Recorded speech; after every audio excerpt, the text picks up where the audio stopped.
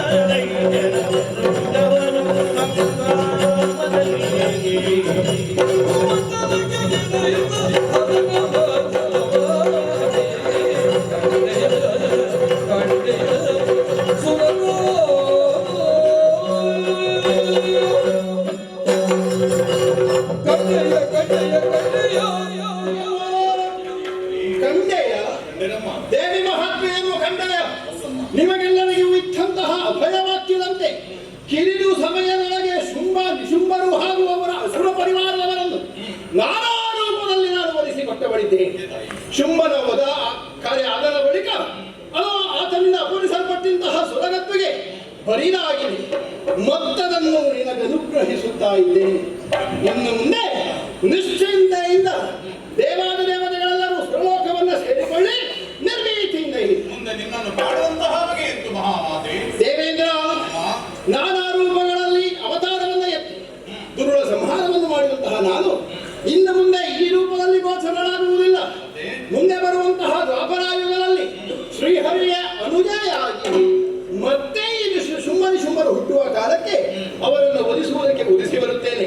ಅಲ್ಲಿಯ ತನಕ ಇಲ್ಲ ಅಂತರ್ಧಾನವಾಗುತ್ತದೆ,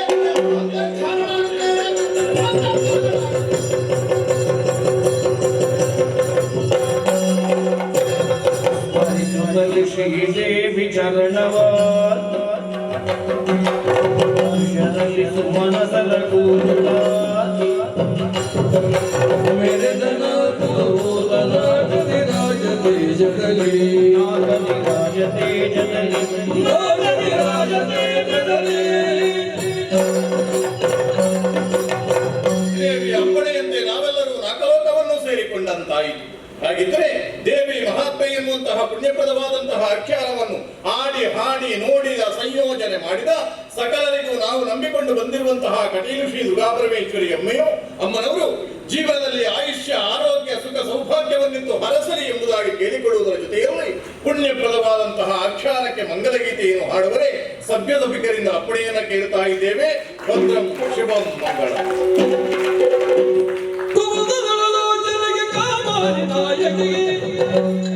ವಿಮಲ ಕೋಮಲ ಗಾತ್ರಿ ಶರ್ಮಾಣಿಗೆ